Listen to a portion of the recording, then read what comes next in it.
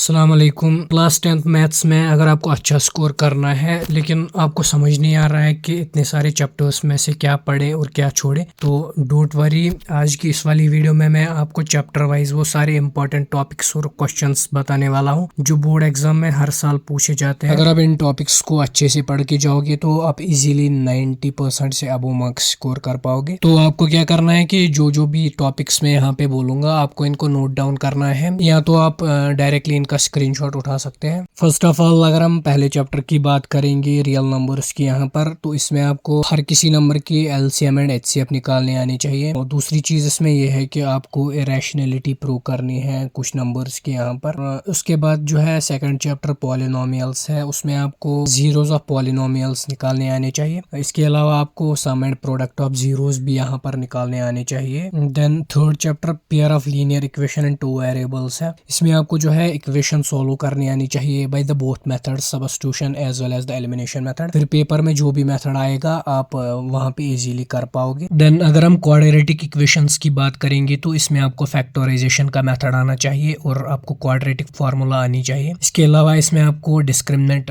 निकालना आना चाहिए। तो ये दो चीजें आपको क्वाड्रेटिक इक्वेशंस में अच्छे से पढ़ के जानी है। इसके बाद अगर हम चैप्टर नंबर 5 एपी की बात करेंगे तो इसमें आपको first term, common difference, nth term and sum of the n terms आने चाहिए। बस ये जो है आप करके जाना इस चैप्टर में, ये मोर देन एनफ है।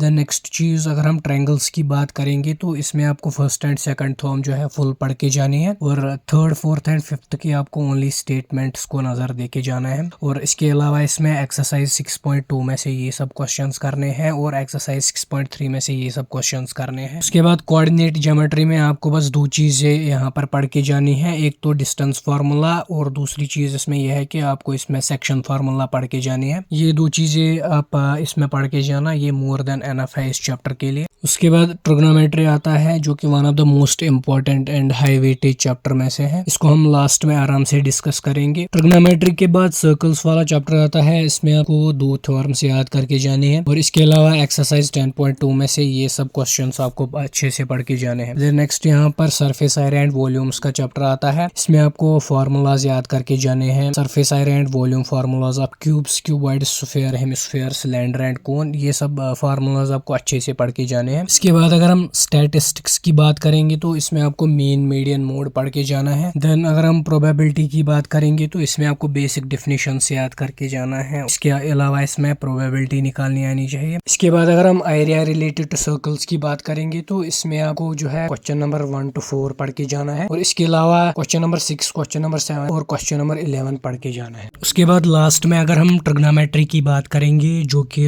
सबसे ज्यादा हाई वेटेज रखता है यहाँ पर मैथमेटिक्स में। मोस्ट ऑफ द स्टूडेंट्स क्या करते हैं कि वो इस चैप्टर को छोड़ के ही जाते हैं, लेकिन यहाँ पे कुछ इंपॉर्टेंट क्वेश्चंस मैं आपको बताने जा रहा हूँ। अगर आप बस इनको ही पढ़ के जाओगे तो मोस्ट प्रोबेबली क्वेश्चन फंसने के चांसेस रहेंगे। इसमें जो है आपको एक्सरसाइज 8.1 में से क्वेश्चन नंबर 3, 4, 5, 7 एंड 8 पढ़ के जाना है। देन उसके बाद एक्सरसाइज 8.2 में से आपको question number 2, question number 4 and question number 3 पढ़ के जाना है। देन उसके बाद आपको 8.3 में से क्वेश्चन नंबर 4 पढ़ के जाना है। These are the most important questions, ये आपको पढ़ के ही जाने हैं अगर आप पूरा का पूरा ट्रिग्नोमेट्री छोड़ के जाओगे। लेकिन ये वाले जो क्वेश्चंस मैंने बताए इनको आपको पढ़ के ही जाना पड़ेगा। तो ये रहे important topics and important questions. अगर आप इनको पढ़ के जाओगे तो मोस्ट प्रोबेबली यहाँ पे चांसेस है कि बहुत सारे क्वेश्चंस जो है पेपर में यहाँ पर फंसने वाले हैं इन सभी क्वेश्चन से। अगर आप ऐसे स्टूडेंट हो जिसने पूरा का पूरा मैथमेटिक्स कंप्लीट किया है और आप अभी रिवाइज कर रहे हो तो इन सारे टॉपिक्स को जो है आप अच्छे से रिवाइज कर लेना। और अगर आप वैसे स्टूडेंट हो जिसने अभी कुछ नहीं पढ़ा है या थोड़ा बहुत ही पढ़ा है, तो अगर वो स्टूडेंट ये वाले क्वेश्चंस और टॉपिक्स पढ़ के जाएगा तो पेपर में क्वेश्चन फंसने के चांसेस यहाँ पर मैक्सिमम रहेंगे।